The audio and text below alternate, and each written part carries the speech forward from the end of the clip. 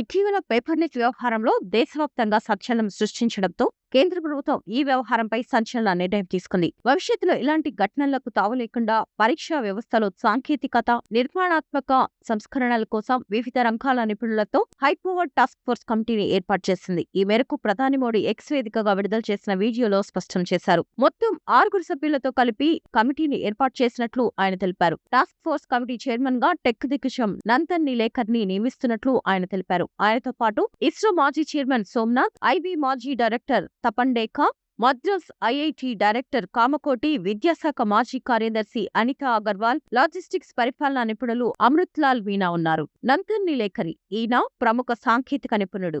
Author ప్రాజెక్టును రూపొందించింది కూడా ఈతనే. పరీక్షా విధానంలో డిజిటల్ భద్రత, అధునాతన సాంకేతికత వినియోగంపై ఈయన పనిచేయనున్నారు. ఎస్ సోమనాథ్ ఈయన గతంలో ఇస్రో చైర్మన్ గా దేశానికి సేవలందించారు. క్లిష్టమైన ప్రాసెస్ ఆటోమేషన్, సెక్యూరిటీ ప్రోటోకాల్స్ పై మార్గదర్శకత్వం సోమనాథ్ పనిచేయనున్నారు. తపన్ డేకా ఈయన గతంలో ఇంటెలిజెన్స్ బ్యూరో డైరెక్టర్ గా పనిచేస్తారు. ఈ కమిటీలో ప్రశ్నాపత్రాల భద్రత, సైబర్ భద్రత, లీకేజీల నివారణపై పనిచేయనున్నారు. Professor V Kamakoti IIT Madras కు డైరెక్టర్ గా ఉన్నారు. ఈ కమిటీ సభ్యులతో కలిసి సాంకేతిక పరీక్షా విధానాలు, సైబర్ సెక్యూరిటీ, ఏఐ వినియోగంపై ప్రత్యేకంగా పనిచేయనున్నారు. అనితా అగర్వాల్ ఈమె మాజీ విద్యాశాఖ కార్యదర్శి. ప్రస్తుతం ఈ కమిటీలో విద్యార్థుల దృక్పథం, విద్యా విధానాలు, బోర్డు పరీక్షల సమన్వయం చూసుకోనున్నారు. అమృత్ లాల్ మీనా ఈయన లాజిస్టిక్స్ నిపుణులు. దేశవ్యాప్తంగా విరామం లేని సురక్షితమైన రవాణా పరీక్షా కేంద్రాలు నిర్వహించనున్నారు.